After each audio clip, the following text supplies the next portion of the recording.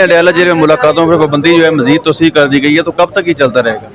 देखें ये जुल्म है, और जुल्म आपको पता है, जब हमारी मुलाकात हुई तो 5 दिन खान साहब की बत्ती उन्होंने बंद रखी।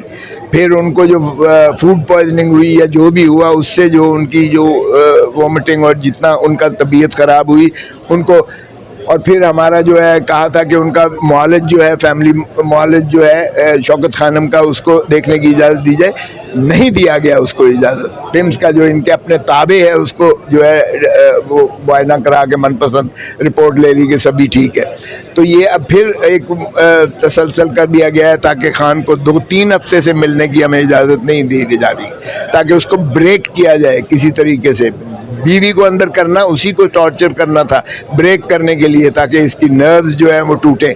इसी तरह बहनों को अंदर किया गया। आप अंदाज़ा करें कि बहनें उनकी जो उम्र रसीदा हैं वो कौन सा तोपखाना लेकर जा रही थी। अगर उन्होंने एहतजाज किया भी था कॉल पर, तो पुरअमन और खाली निहत्ती जो है वो, उनको क्या उनसे ख़तरा हो सकता है। सिर्फ ये है कि इमरान खान को किस तरीके से आप जो है उसको ताबे करके, उसको जो है माने करके, उसको जो है ताकि वो जो मुदाखलत इसमें मज़ाहिम ना हो, और इनके फॉर्म 47 के जीते हुए वो जो है वो पक्के हो जाएं, ताकि ये 5 साल या 2.5 साल 3 साल जितना भी है वो चाहेंगे वो हुक्मरानी करता रहे, और खान साहब मज़ामत ना करें, और लोगों को इस तरह से कॉल दे के सड़कों पर ना लाएं, और हम इनकी असम्बली में जो है, जो हारे हुए की असेंबली है, हम उनको तस्लीम कर लें। कैसे हम तस्लीम कर सकते हैं भाई?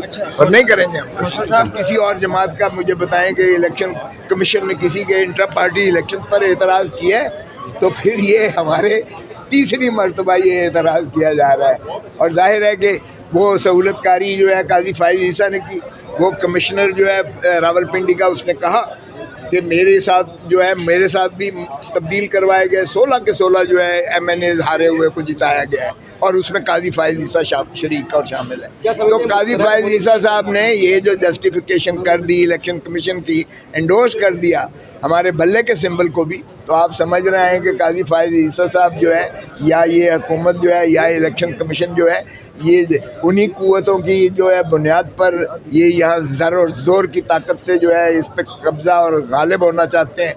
पार्टियाँ अपनी मर्ज़ी से बनाना चाहते हैं, पार्टियों को अपनी मर्ज़ी से तो तोड़ना चाहते हैं। ये पहली दफ़ा नहीं कर रहे हैं बदकिस्मती से। आप देखें, भुट्टो को शहीद कर दिया गया, बेनज़ीर को शहीद कर दिया गया। -1 का फार्मूला था, नवाज़ शरीफ को माइनस करके 10 साल बाहर भेज दिया गया। अब इमरान खान को अंदर किया हुआ है। यानी किसी को तो भाई चलने दो, किसी पार्टी को तो चलने दो। ये जमातें आपकी मर्ज़ी से बनेंगी या आपकी मर्ज़ी से मुनहदम होंगी। अगर मंसूर अली शाह का नोटिफिकेशन नहीं होता है एज चीफ जस्टिस से, तो आपका अगला लाएमल क्या होगा? क्या वकला बरादरी मैदान में आएगी? देखें, बिल्कुल, हम तो आ चुके हैं। पहले ही हमने कहा है कि सीनियर मोस्ट का जो कॉन्सेप्ट था, बड़ी मुश्किल से हमने अचीव किया था भाई। सजाद अली शाह से पहले ही लाखों का केस है, सजाद अली शाह का केस है, असद अली का केस है, और फिर 18वीं तरमीम में 2010 में सारी कौमों ने, सारी जमातों ने, सारे पाकिस्तान की आवाम ने उसे आर्टिकल 175(3) में उसको मुंजबित कर दिया। इस किस्से को ही ख़त्म कर दिया कि सीनियर मोस्ट जो होगा वो जज, उसको चीफ जस्टिस सुप्रीम कोर्ट बनाया जाएगा। ये लिख दिया गया कि सदर पाकिस्तान बनाने का उसे पाबंद है। तो उस वक्त सारी कौम मुत्तफिक थी। आज ये तकसीम शुदा है, वकला इसमें मुतनाज़ा करार दे रहे हैं। तो फिर एक जो मुसल्लमा और मुतफ़िक़ा तौर पर मंजूर शुदा एक आइन में जो तरमीम की गई थी, आपने उसको कैसे अंडू कर दिया गया? अब आप 3 जजेस का कहते हैं, तो वो 3 जज आपकी 1-2 साल या जितने साल भी होगा वो आपकी ग़ुलामी करते रहेंगे, इस बिना पर कि मुझे जो है चीफ जस्टिस अगला बनाया जाए। वो देखेंगे कि कौन ज़्यादा जो है इनके हक़ में खुशामद करके इनके हक़ के मनपसंद फ़ैसले देता है, इनकी ग़ुलामी और ताबेदारी करता है। तो क्या इंसाफ के ऐवानों में फिर इंसाफ और अदल की नाम की चीज़ कोई रह जाएगी? ये किस्सा इसलिए ख़त्म किया गया था ताकि ये अगले को पता हो कि सीनियर मोस्ट चीफ जस्टिस बनेगा, इसकी तरफ भागम दौड़ होगी ही नहीं। आपने तो एक दरवाज़ा खोल दिया, रास्ता खोल दिया। और काजी फाइज ईसा साहब ने जो 63A का फ़ैसला दिया, उसमें इन्होंने मंडी लगा दी।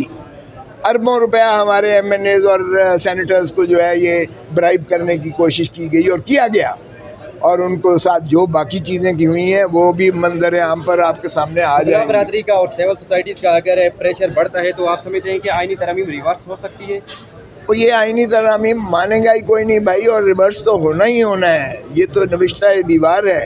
جب بھی ہماری حکومت آئے گی انشاءاللہ آپ دیکھیں گے ہم اسے ریورس کریں گے، اس لیے کہ ایک اصولی طور پر جو بات ہے، دیکھیں ڈیفیکشن کلاز کس لیے ختم کی تھی کہ چھانگا مانگا کی منڈی اور فلاں جگہ کی منڈی اور میریٹ والے میں جو مقید رکھے ہوئے تھے ان کو جو ہے برائب کیا جا رہا تھا اس کو ختم کیا جائے تاکہ ڈیفیکشن نہ ہو۔ یہ لوٹا کریسی کو گالی بن گئی تھی لوٹا، آپ نے پھر اس کا دروازہ ماشاءاللہ کھول دیا، حالانکہ وہ فیصلہ اتنا خوبصورت تھا، اس لیے کہ یہ عجیب بات ہے، یعنی وہ ممبر تو نہیں رہے گا اور یہ غیر اخلاقی ہے، غیر قانونی ہے، غیر آئینی ہے، لیکن اس کا ووٹ کاؤنٹ ہوگا اور جو اس کا نقصان قوم کو، ملک کو یا آئین کو، جمہوریت کو ہوا ہے وہ مسلم رہے گا۔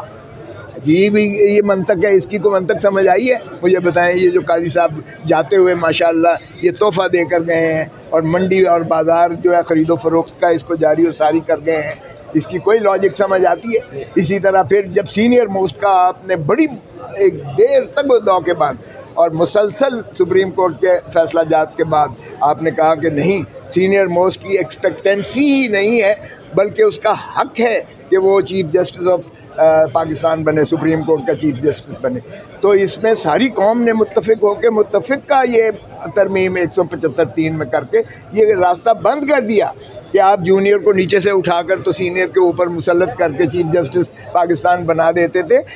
یہ سجاد علی شاہ سے شروع ہوا، سعد سعود جان جو سینئر موسٹ تھے ان کو نہ بنایا گیا، حالانکہ کوئی موازنہ قابلیت اہلیت کا نہیں تھا، وہ صرف یہ تھا کہ وہ پلائیبل تھا چونکہ من پسند فیصلے ان سے لے سکتے تھے، جبکہ سعد سعود جان جو ہے وہ ایک غیرت مند اور پروفیشنل اور بڑا مدبر اور وہ جج ایسا تھا کہ وہ ان اپروچیبل تھا، اس کو آپ نے جو ہے وہ سپرسیڈ کر دیا۔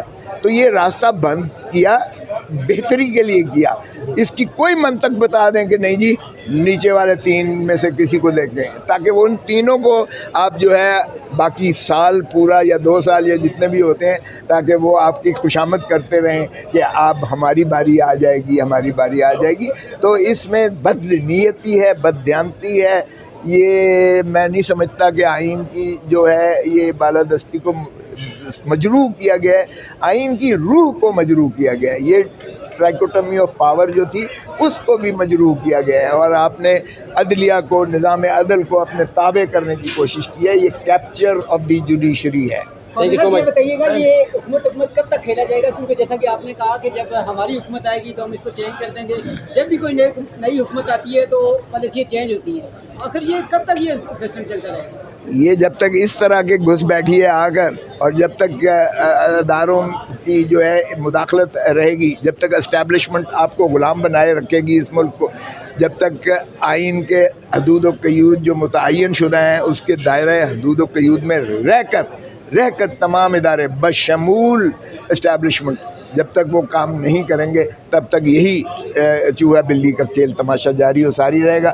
35 سال تو ڈائریکٹ انہوں نے مارشل لاء کے ذریعے حکومت کی، اور باقی 35 سال جو ہے آپ کو بھی پتہ ہے ہائیبرڈ اور جو ہے وہ کمپرومائزڈ ڈیموکریسی رہی ہے۔